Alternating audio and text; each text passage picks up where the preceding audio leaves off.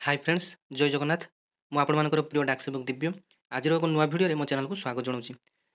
ତ ଫ୍ରେଣ୍ଡସ୍ ଆଜିର ଏହି ନୂଆ ଭିଡ଼ିଓରେ ଆପଣମାନଙ୍କ ପାଇଁ ଏକ ଖୁସିର ଖବର ନେଇ ଆସିଛି ଯେ ଜିଡ଼ିଏସ୍ର ସେକେଣ୍ଡ ମେରିଟ୍ ଲିଷ୍ଟ ଆଜି ଆସିବାକୁ ଯାଉଛି। ତ ଏଇଟା ଜେନ୍ୟୁନ୍ ନ୍ୟୁଜ୍ ବୋଲି ଆପଣମାନଙ୍କୁ ଏଇଥିପାଇଁ ମୁଁ ଅପଡ଼େଟ୍ ଦେଉଛି। ତ ଯେହେତୁ ଆମର ଅଲ୍ ଇଣ୍ଡିଆ ଜିଡ଼ିଏସ୍ ଟେଲିଗ୍ରାମ ଗ୍ରୁପ୍ରେ ଏହାର ଅପଡ଼େଟ୍ ଆସିଛି, ତ ଯେଉଁଟାକି ମୁଁ ଆପଣମାନଙ୍କୁ ଏବେ ଦେଖିବାକୁ ଯାଉଛି। ତ ଗତକାଲି ଏହାର ଅପଡ଼େଟ୍ଟି ସେମାନେ ଦେଇଥିଲେ। ତ ଆପଣମାନେ ଏଠି ଡେଟ୍ଟି ଦେଖିପାରୁଥିବେ 14/9/2024 ଅର୍ଥାତ୍ ଆଜି ଆସିବାକୁ ଯାଉଛି GDS online engagement July schedule 2024 second list release date tomorrow 14/9/2024 ଅର୍ଥାତ୍ ଆଜି ଆସିବାକୁ ଯାଉଛି ବୋଲି ସେମାନେ ଗତକାଲିରୁ ଅପଡ଼େଟ୍ ଦେଇଥିଲେ। ତ ଆଜି ସକାଳୁ ମଧ୍ୟ ଏହି ଅପଡ଼େଟ୍ଟି ମଧ୍ୟ ଆଜି ଦେଇଥିଲେ ଯେ ଆଜି ଆସିବ କନଫର୍ମ ବୋଲି ସେମାନେ ଆଜି ମଧ୍ୟ ସକାଳେ ଅପଡ଼େଟ୍ ଦେଇଥିଲେ। ତ ବର୍ତ୍ତମାନ ଜିଡ଼ିଏସ୍ ସାଇଟ୍ରେ ଏମିତି ସବୁ ଶୋ କରୁଛି। ତ ପ୍ରାୟ ଏଇ ସେକେଣ୍ଡ ମେରିଟ୍ ଲିଷ୍ଟ ଅପଡ଼େଟ୍ ବା ଅପଲୋଡ଼ ଚାଲିଛି ବୋଧେ, ତ ସେଇପାଇଁ ଏମିତି ଏରର୍ ଦେଖାଉଥିଲା। ତ ଏଇ ନ୍ୟୁଜ୍ର ବା ଅପଡ଼େଟ୍ର ସତ୍ୟତା କେତେ ତାହା ମୋତେ ବି ଜଣା ନାହିଁ। ତ ଆପଣମାନଙ୍କୁ ଅପଡ଼େଟ୍ ଦେବାର ଥିଲା, ତ ମୁଁ ଦେଇଦେଲି। ତ ନଚେତ୍ ପୁଣି ପରବର୍ତ୍ତୀ ମୁହୂର୍ତ୍ତରେ ଆପଣମାନେ ମୋତେ ଦୋଷ ଦେବେ ଯେ ଭାଇ ଆପଣ ଖାଲି ଫେକ୍ ନ୍ୟୁଜ୍ ବା ଫେକ୍ ଅପଡ଼େଟ୍ ଦେଉଛନ୍ତି। ତ ଦେଖନ୍ତୁ କିଛି ଜେନ୍ୟୁନ୍ ନ୍ୟୁଜ୍ ଥିଲା ବୋଲି ତ ଆପଣମାନଙ୍କୁ ମୁଁ ଦେଲି। ହୁଏତ ଆଜି ମଧ୍ୟ ଆସିପାରେ, କାରଣ ଆପଣଙ୍କର କାଲି ରହୁଛି ସଣ୍ଡେ ଏବଂ ପରଦିନ ସୋମବାର ଦିନ ରହୁଛି ଆପଣମାନଙ୍କର ଛୁଟି। ତେଣୁ ଆଜି ଆସିବାର ସମ୍ଭାବନା ଯେଉଁ ବହୁତ ରହୁଛି, ଯାହାକି ରାତି 9ଟାରୁ 9:30 ମଧ୍ୟରେ ଆପଣମାନଙ୍କର ଏଇ ଜିଡ଼ିଏସ୍ ରେଜଲ୍ଟଟି ଆସିଯିବାର ସମ୍ଭାବନା ବହୁତ ଅଛି। ତ ଆପଣମାନଙ୍କୁ ଆଉ ଗୋଟେ କଥା କହି ରଖୁଛି ଯେ ଜିଡ଼ିଏସ୍ର ଫାଷ୍ଟ ମେରିଟ୍ ଲିଷ୍ଟରେ ସିଲେକ୍ସନ୍ ହୋଇଥିବା ପିଲାଙ୍କର ସେକେଣ୍ଡ ଭେରିଫିକେସନ୍ ଏଯାଏଁ ସରିନି। ତ ଫାଷ୍ଟ ଭେରିଫିକେସନ୍ ଆପଣମାନଙ୍କର ସରିଯାଇଛି। ତ ସେକେଣ୍ଡ ଭେରିଫିକେସନ୍ ପିଲାଙ୍କର କିଛି ବାକି ରହିଛି। ତ ଆସ୍ତେ ଆସ୍ତେ ଆପଣମାନଙ୍କର ଗୋଟିଏ ପରେ ଗୋଟିଏ ଡିଭିଜନରେ ବହୁତ ପିଲାଙ୍କୁ ମେସେଜ୍ ଯାଉଛି ଓ କିଛି ପିଲାଙ୍କୁ ମେସେଜ୍ ଯାଇନାହିଁ। ତ ଆସ୍ତେ ଆସ୍ତେ ଆପଣମାନଙ୍କୁ ମେସେଜ୍ ଯିବ। ତ ଯେଉଁ ସିଲେକ୍ଟେଡ୍ କ୍ୟାଣ୍ଡିଡେଟ୍ ମାନେ ମୋ ଭିଡ଼ିଓଟି ବର୍ତ୍ତମାନ ଦେଖୁଛନ୍ତି, ତ ସେମାନେ କିଏ ଧୈର୍ଯ୍ୟହରା ହେବେ ନାହିଁ। ପ୍ରତ୍ୟେକଙ୍କୁ ଆପଣମାନଙ୍କୁ ମେସେଜ୍ ଯିବ ମୋବାଇଲ୍ କିମ୍ବା ଇମେଲ୍କୁ ଆପଣମାନଙ୍କୁ ମେସେଜ୍ ଯିବ ସେକେଣ୍ଡ ଡକୁମେଣ୍ଟ ଭେରିଫିକେସନ୍ ପାଇଁ। ତ ଏବେ ଆସନ୍ତୁ ଜାଣିବା ଏଇ ସେକେଣ୍ଡ ମେରିଟ୍ ଲିଷ୍ଟର ରେଜଲ୍ଟ ଆପଣମାନେ କେମିତି ନିଜ ମୋବାଇଲ୍ ମାଧ୍ୟମରେ ଜାଣିପାରିବେ ବା ଚେକ୍ କରିପାରିବେ।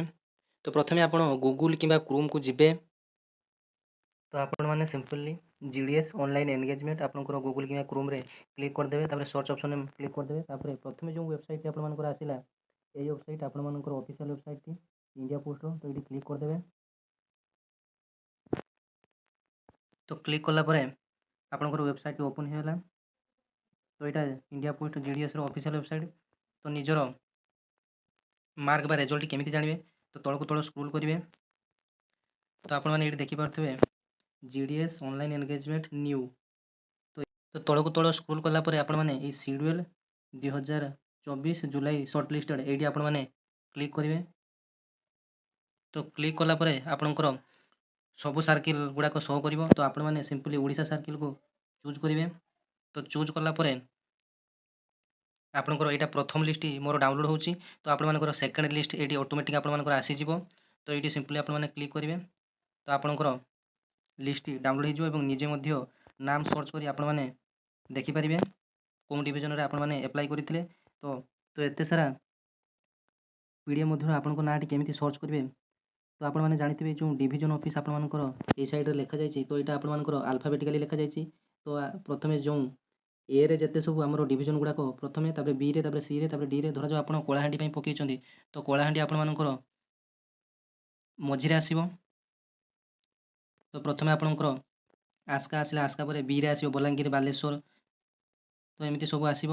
ସିରେ ଆପଣମାନଙ୍କର କଟକ ଅଛି, କଟକ ଡିଭିଜନ୍। ତ ଡିରେ ଢେଙ୍କାନାଳ ଡିଭିଜନ୍। ତ ଏମିତି ଆପଣଙ୍କର ଆଲଫାବେଟିକାଲି ରହିଛି। ତ ଆପଣମାନେ ଯେଉଁ ଡିଭିଜନରେ ପକାଇଥିଲେ ସେଇ ଡିଭିଜନର ଲିଷ୍ଟ ଗୁଡ଼ାକ ଆପଣମାନେ ଭଲସେ ଦେଖିବେ। ତ ଆପଣମାନଙ୍କର ଏଇଠି list of short listed candidate, ତା ତଳକୁ ଲିଷ୍ଟ 2i ଥିବ। ତ ଆପଣମାନେ ଏଇ 2iରେ କ୍ଲିକ୍ କରି ଆଗକୁ ଯିବେ। ତାପରେ ଆପଣମାନଙ୍କର ପିଡ଼ିଏଫ୍ ଫର୍ମାଟ୍ଟି ଆପଣମାନଙ୍କର ଅଟୋମେଟିକ୍ ଡାଉନଲୋଡ଼ ହେଇଯିବ। ମୋ ପାଖରେ ଯାହା ବି ଅପଡ଼େଟ୍ ଥିଲା ତ ମୁଁ ଆପଣମାନଙ୍କୁ ଦେଇଦେଲି। ତ ଆଜି ରେଜଲ୍ଟ ଆସିବାର 100% ଚାନ୍ସ ଅଛି। ତ ଦେଖାଯାଉ କ'ଣ ହେଉଛି।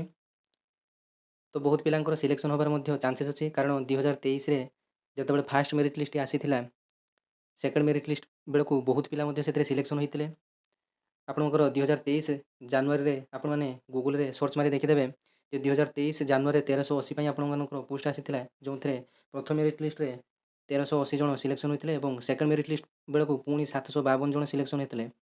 अर्थात मात्र 600 जन आपणମାନଙ୍କର ଫାଷ୍ଟ ମେରିଟ୍ ଲିଷ୍ଟରେ ସିଲେକ୍ସନ୍ ହୋଇଥିଲେ। ସେକେଣ୍ଡରେ ଆପଣମାନଙ୍କର 752 ଜଣ ଆପଣମାନଙ୍କର ସିଲେକ୍ସନ୍ ହୋଇଥିଲେ।